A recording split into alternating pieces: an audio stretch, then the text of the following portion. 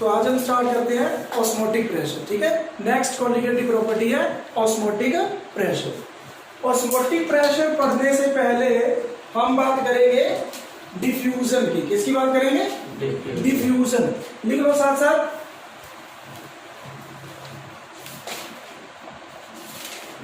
Diffusion. देखिए, एक beaker के अंदर हम एक सॉल्यूशन लेते हैं, सॉल्यूशन कॉपर सल्फेट का, बिल्कुल कंसंट्रेटेड है, मोर कंसंट्रेटेड सॉल्यूशन कह सकते हो आप।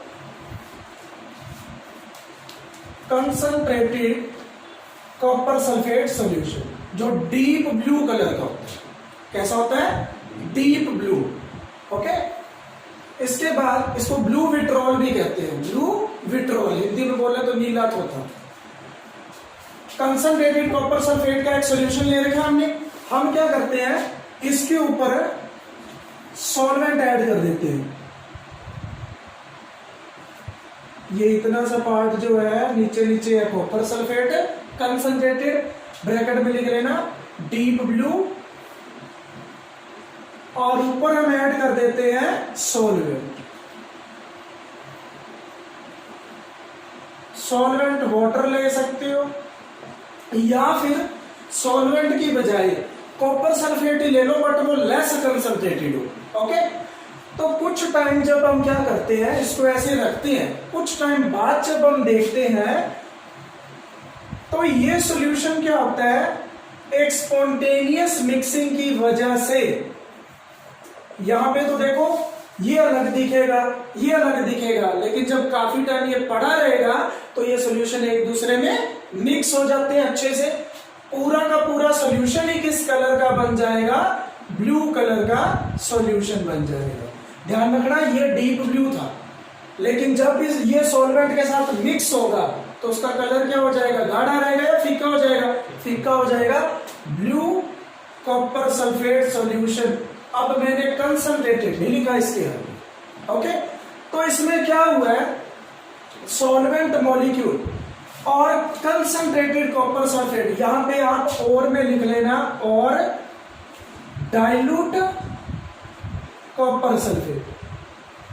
मतलब एक पार्ट में तो कंसंट्रेटेड कॉपर सल्फेट, दूसरे में डाइल्यूट। डाइल्यूट का मतलब क्या, उसमें क्या ऐड कर रखा है?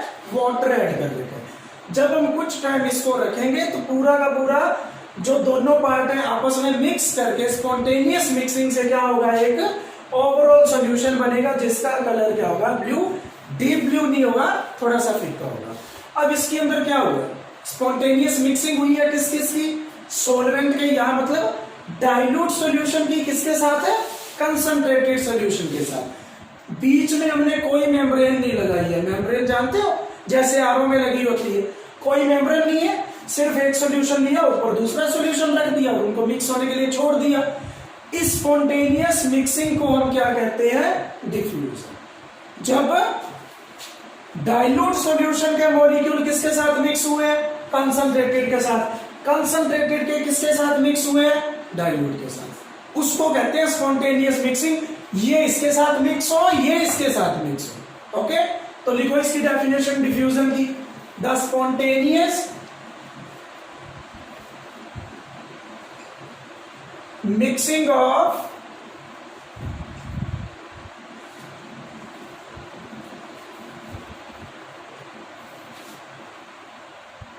solvent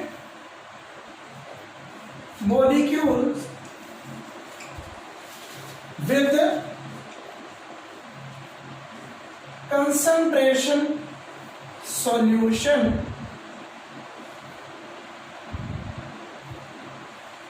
is called diffusion। और ये डिफ्यूजन सेम वैसे है जैसे गैसेस का होता है। ओके, जैसे गैसेस का डिफ्यूजन है सेम वैसे है, बस ये लिक्विड फेज में और वो गैसेस फेज में होता है। कोई मेम्ब्रेन इसमें यूज नहीं करनी है आपको। लिखो एक बार ये जल्दी।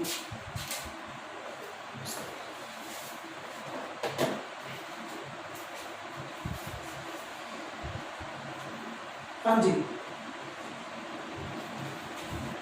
तो डिफ्यूजन से एक बात तो क्लियर है कि दोनों मिक्स हो रहे हैं और यहाँ पे कोई भी फेज नहीं दिख रहा आपको। फेज समझते हो, जैसे ऑयल इन वाटर करें तो अलग अलग दिखते हैं। तो ये मिक्सचर कौन सा बना है? होमोजेनियस। तो डिफ्यूजन में एक और लाइन ऐड कर सकते हो, bye diffusion a homogeneous mixture is formed. Homogeneous mixture is formed. Homogeneous mixture इससे बनेगा। तो डिफ्यूजन के बाद हम पढ़ते हैं ऑस्मोसिस। ओके, ऑस्मोसिस में क्या होता है? सबसे पहली बात, इसमें एक सेमी परमिएबल मेम्ब्रेन यूज होती है। A semi permeable membrane is used.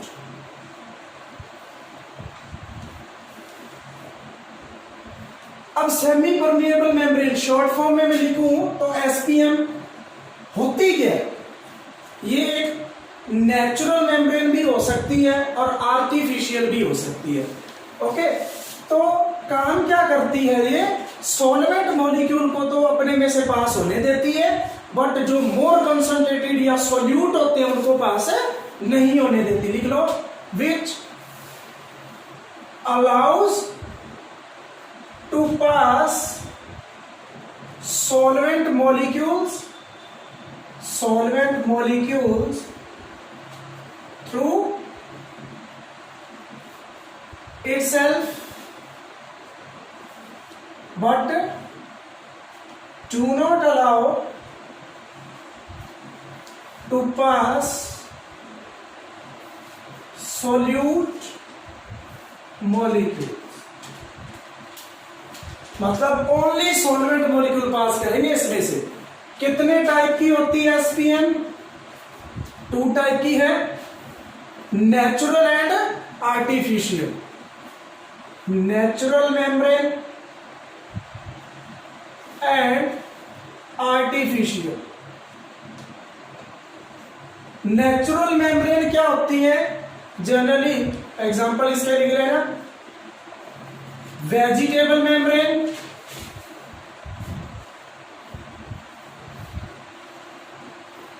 Vegetable membrane जो सब्जियां उनके बाहर वाली जो झिल्ली सी होती है ना, वो इसका काम करती है। वेजिटेबल एंड लिख लेना, and animal membrane. Animal membrane जैसे हमारे ये बाहर वाली ये चमड़ी सी है, वो मेम्ब्रेन का काम कर सकती है। तो हम अगर नेचुरल यूज करना चाहें तो पिग ब्लैडर यूज कर सकते हैं। पिग ब्लैडर ये नेचुरल मेम्ब्रेन का काम करता है। ओके, आर्टिफिशियल में आप एग्जांपल लिख लो। आर्टिफिशियल में सेलोफेन, पार्चमेंट पेपर, व्हाइट से कलर का होता है, पार्चमेंट पेपर, या फिर कॉपर फेरोसाइनाइड, कॉपर फेरोसाइनाइड।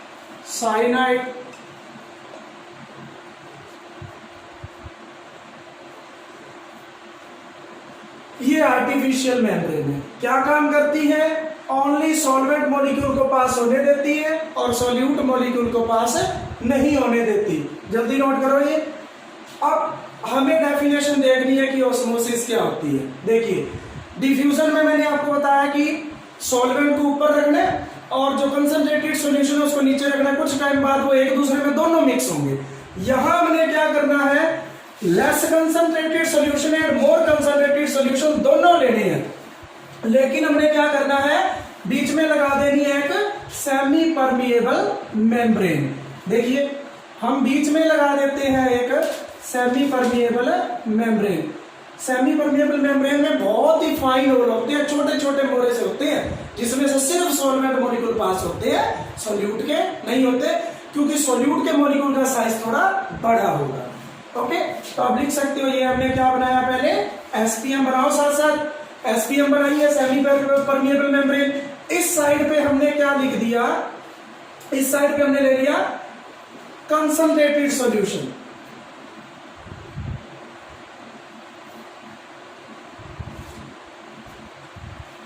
इस साइड है कंसंट्रेटेड कॉपर सल्फेट और इस साइड हम ले लेते हैं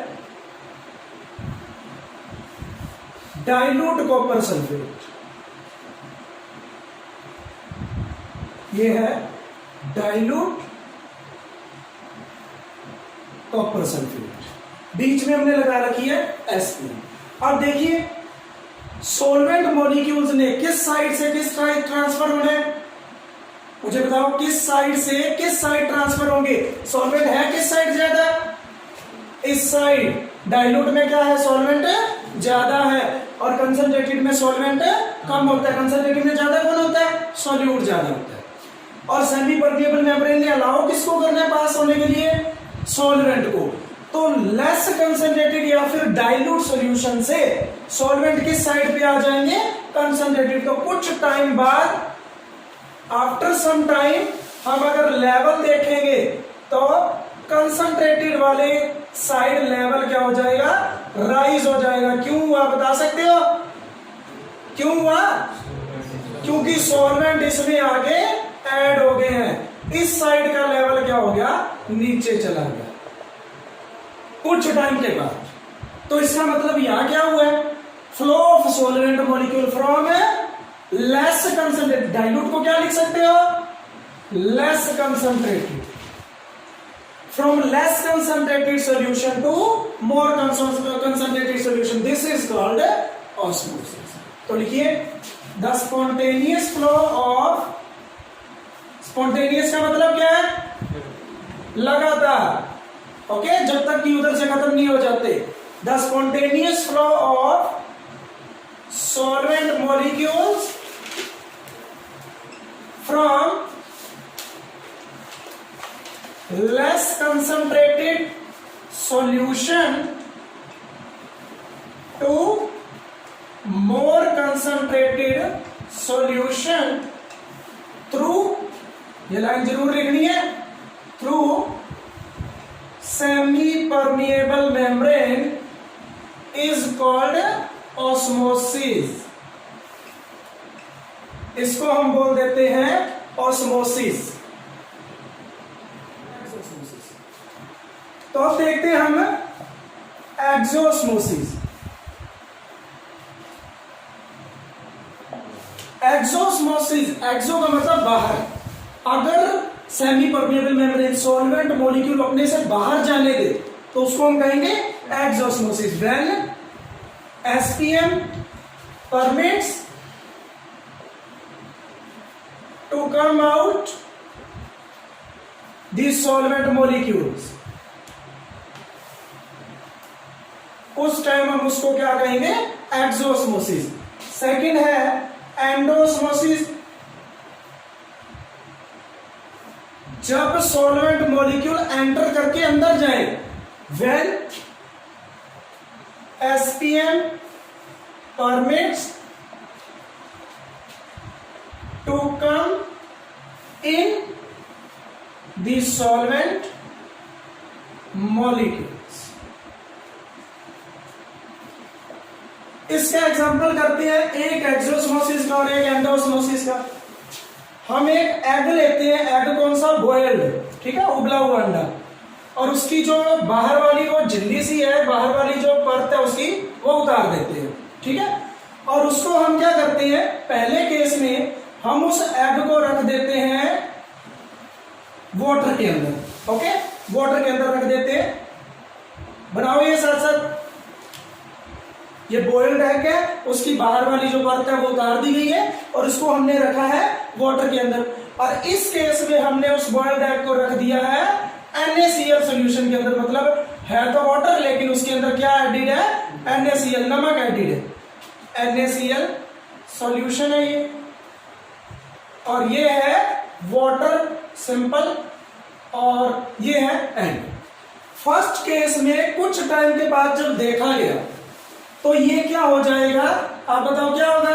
अगर उबले हुए अंडे को उसकी बाहर वाली परत उतार के हम वाटर में रख देंगे, क्या होगा, वो स्वेलिंग हो जाएगी, स्वेल हो जाएगा, फैल जाएगा। तो ये जो मैंने डार्क लाइन से बनाया है ये है ऑस्मोसिस से पहले। तो वाटर यहां से किसमें एंटर करेगा, इसमें एंटर करेगा तो इसको क्या करेगा, फैला देगा। तो इसका ऑस्मोसिस के बाद वाला कुछ साइज ऐसा होगा ना, ऐसा क्या हुआ इसके अंदर है, स्वेलिंग, अब क्या हुआ इसके अंदर है, स्वेल्स हो गया। और इसी तरीके से कुछ टाइम के बाद अगर इसको देखा जाएगा तो ये हो जाएगा श्रिंक। ये जो डार्क वाला है उसका मतलब है ऑस्मोसिस से पहले, और ये जो डॉटेड है ऑस्मोसिस के बाद। ये होगा श्रिंक, ये होगा स्वेल, सॉरी श्रिंक ही होगा।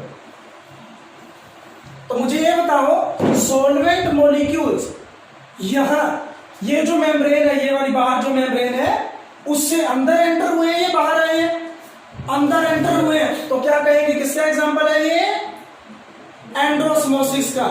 और इसमें से क्या हुआ है, सॉल्वेंट मॉलिक्यूल बाहर आए हैं, तभी तो वो सिकुड़ गया ना। श्रिंक का मतलब क्या है, सिकुड़ना। तो ये किसका एग्जांपल है, एक्सोस्मोसिस। बनाओ जल्दी। अब आगे देखते हैं अपन question, what are the differences between osmosis and diffusion. Osmosis and diffusion, तो एक एक करके मुझे बताते जाओ। अभी डिफ्यूजन भी पढ़ लिया हमने और ऑस्मोसिस भी पढ़ लिया, तो एक एक करके बताओ आप इनके डिफरेंस। बताओ मुझे डिफ्यूजन क्या होता है। सबसे पहला डिफरेंस याद रखना, जब भी कोई भी क्वेश्चन डिफरेंस में सबसे पहला डिफरेंस उसकी प्रॉपर्टी, उसकी डेफिनेशन ही होती है। तो डिफ्यूजन क्या होता है, क्या लिखा था हमने, द स्पॉन्टेनियस मिक्सिंग ऑफ, लिखो साथ साथ, the spontaneous mixing of solvent molecules. Solvent molecule के ब्रैकेट में लिख लेना less concentrated solution with, bracket बंद करके, with more concentrated solution to form a homogeneous mixture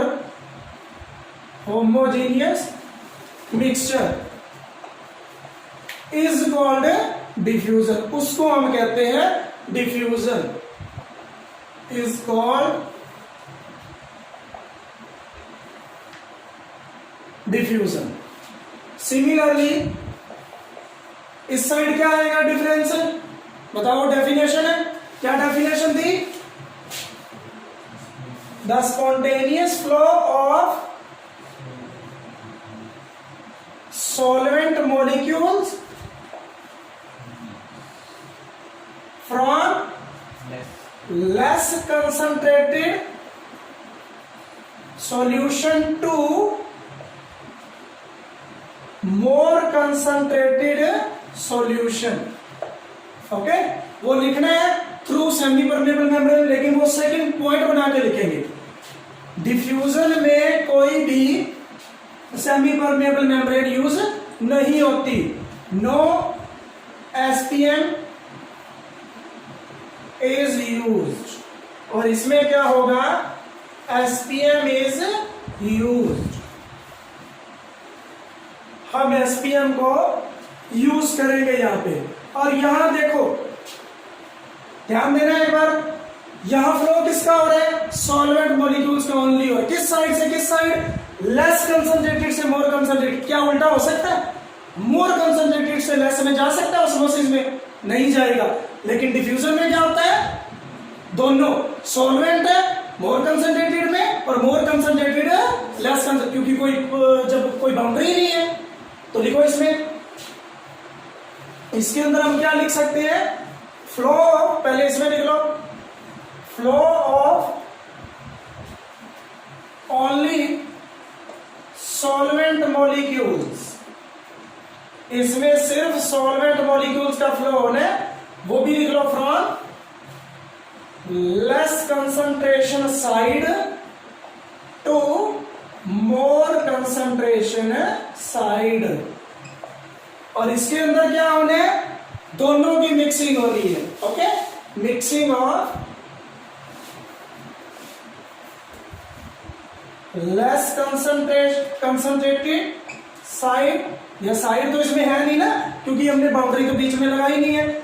mixing of less concentrated solution and more concentration solution.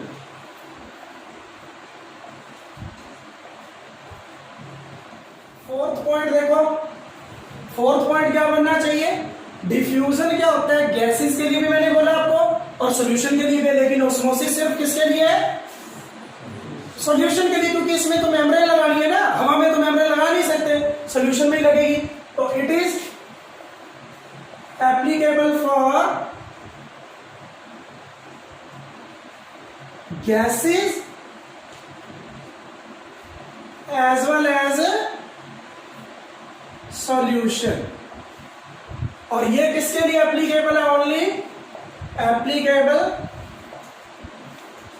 Only for solutions. और diffusion अगर एक बार start हो गया ना तो आप रोक नहीं सकते इसको, ठीक है। एक बार अगर आपने डिफ्यूजन के लिए अलाउ कर दिया और सॉल्यूशन को, तो वो मिक्स होकर स्टॉप होगा। It can not be stopped और रिवर्स्ड। ऐसा नहीं है कि मिक्स होने के बाद उनको बोलो भी वापस वही हो जाओ, नहीं भाई, ये ना तो रुकेगा ना ही रिवर्स होगा, लेकिन ये क्या होगा, इसको हम रोक सकते हैं। इट कैन बी स्टॉप्ड और रिवर्स्ड भी कर सकते हैं। ये हमारे डेली लाइफ में काम आता है। रिवर्स्ड कब करेंगे, तो जब रिवर्स कर देंगे तो ऑस्मोसिस का नाम क्या हो जाएगा, रिवर्स ऑस्मोसिस। शॉर्ट फॉर्म क्या बनी, आरओ। हेमा मालिनी ऐड करती ना कैंट आरओ, तो वही है रिवर्स ऑस्मोसिस।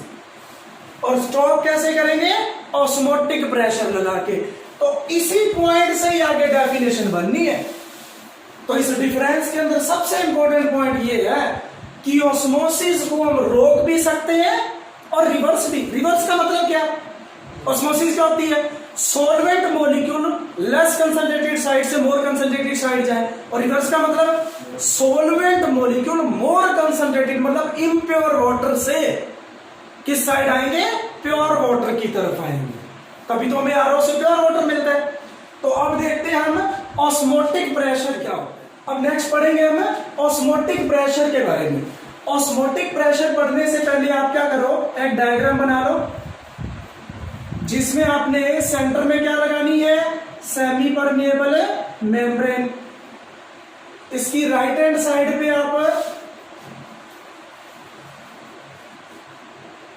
लेस कंसंट्रेटेड या फिर डाइल्यूट सॉल्यूशन बना। इस साइड है डाइल्यूट सॉल्यूशन और इस साइड हमने बनाया है concentrated solution.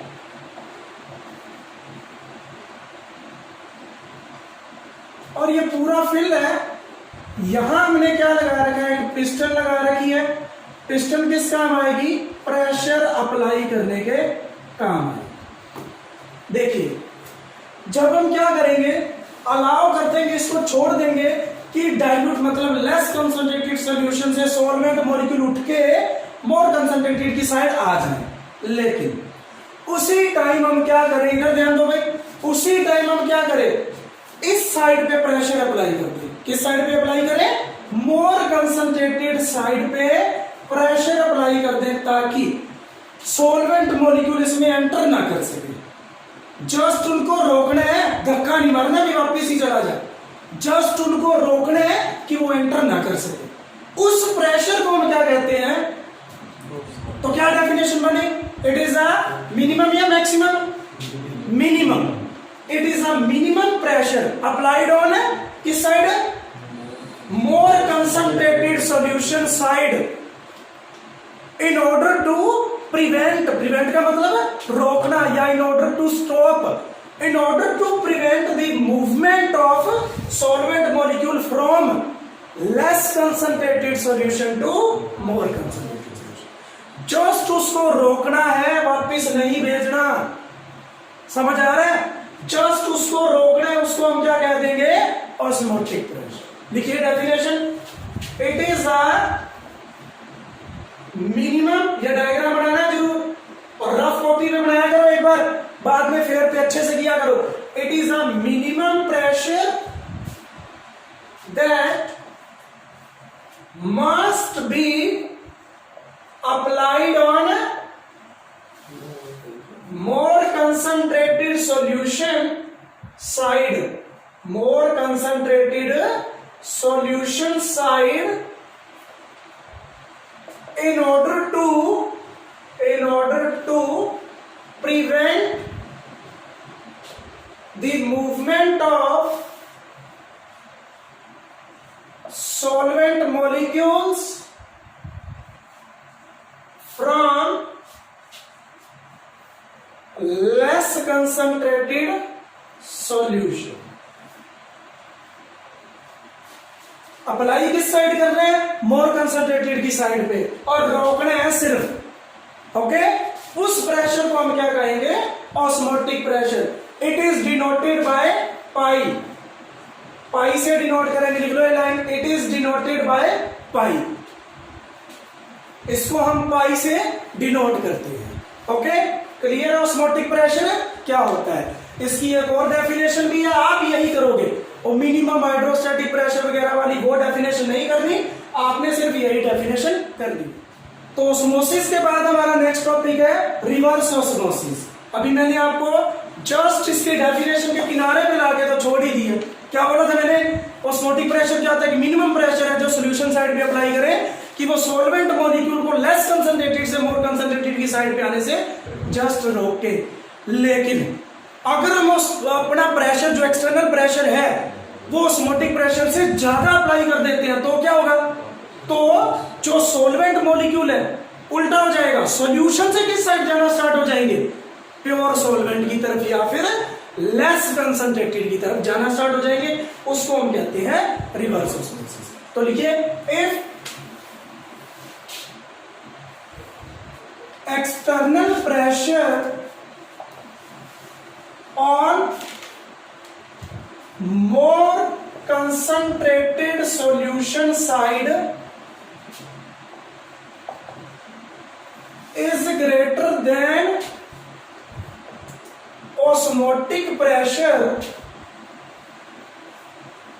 then solvent molecules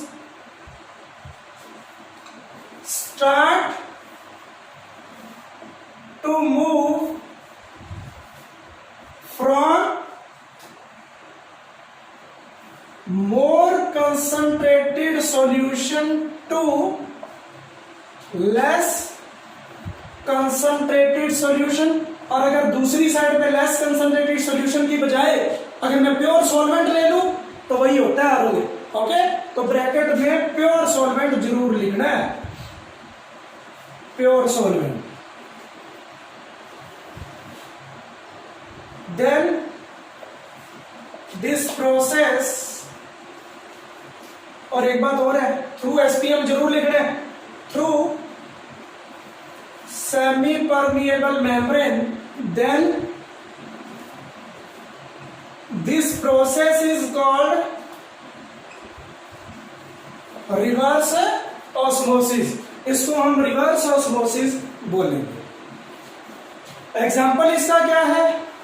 एक तो आरओ हो गया, ओके, दूसरा आरओ के अंदर ही एक एग्जांपल ले सकते हैं, desalination of sea water.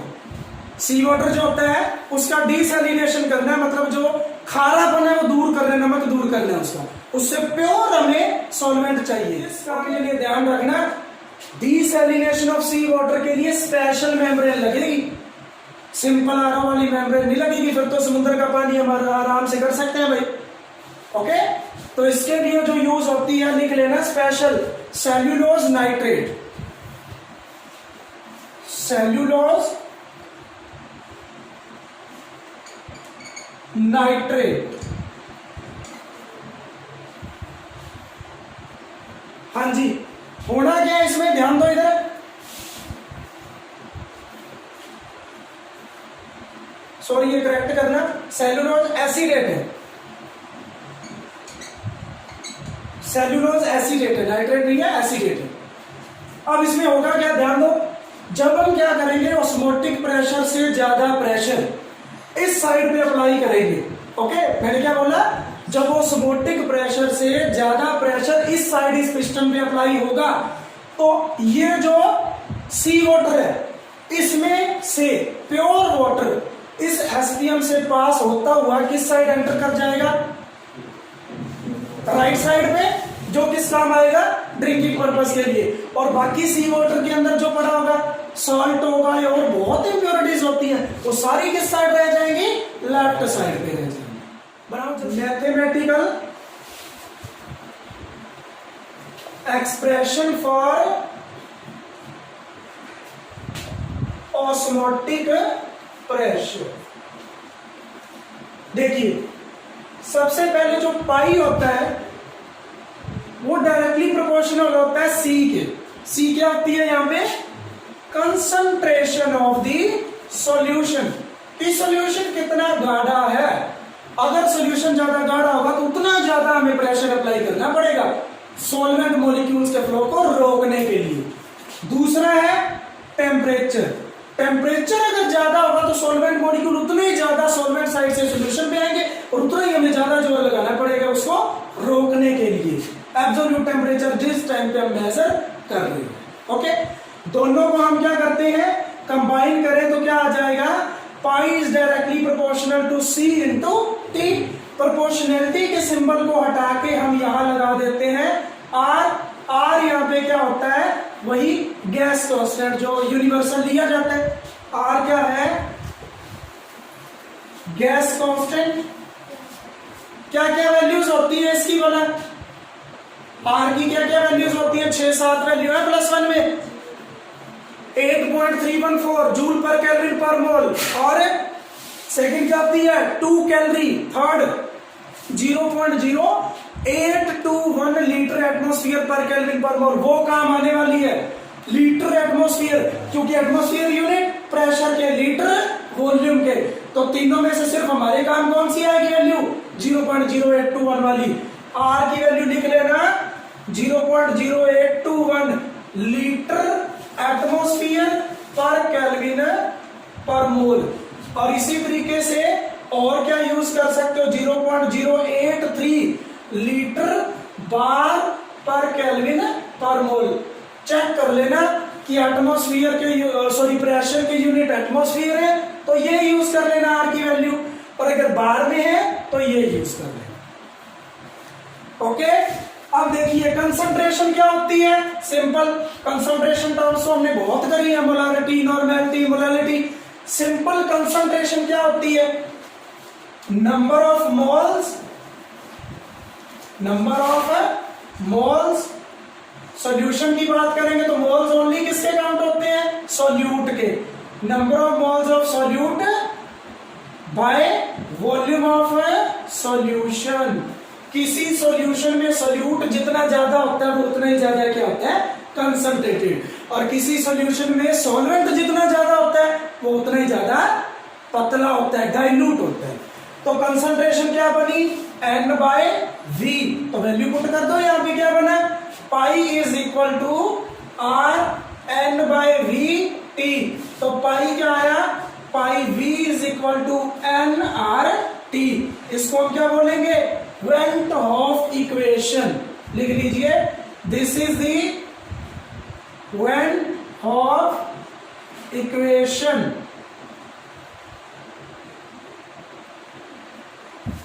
Went Hoff equation है ये,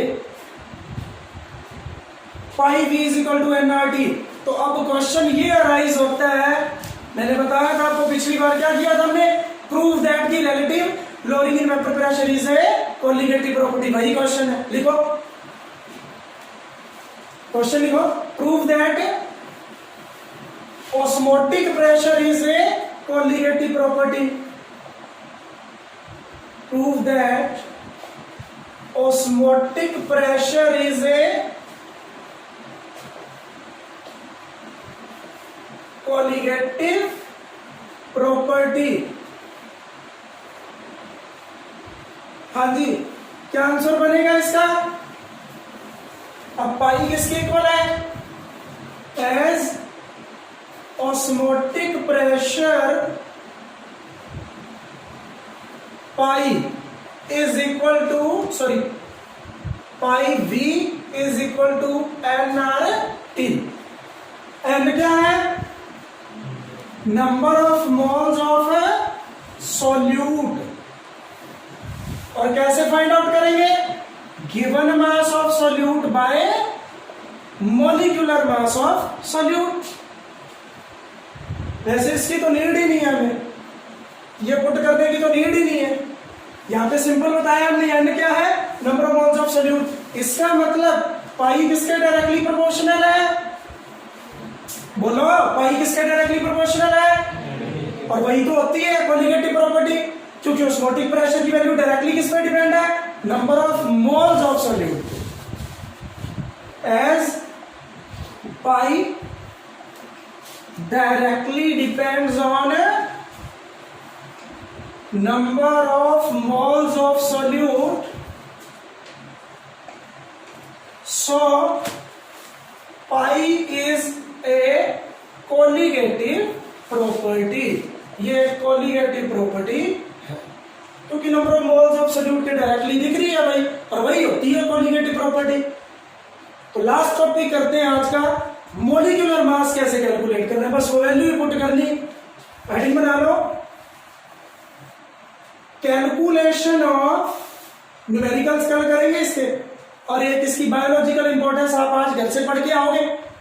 कल करेंगे अपन बायोलॉजिकल इंपॉर्टेंस इसकी कि ऑस्मोटिक प्रेशर बायोलॉजी में कहां कहां यूज होता है, और दूसरा इसके numerical. Calculation of molecular mass of solute, ये कर दिया ना नोट? हाँ जी। फॉर्मूला क्या है हमारे पास? Pi V is equal to n R T. N क्या होता है यहाँ पे? Given mass of the solute by molecular mass. तो पाई क्या बना? Pi V is equal to W2 by M2 RT। M2 इधर ले जाएंगे तो ये आ जाएगा W2 RT by pi into V। Units क्या बनेंगे मॉलिक्यूलर मास के? ग्राम पर मोल। ये आ जाएगा मॉलिक्यूलर मास कैलकुलेट करने का फॉर्मूला। सॉल्यूशंस, आइसोटोनिक सॉल्यूशन वो दो सॉल्यूशन है जिनका ऑस्मोटिक प्रेशर सेम है।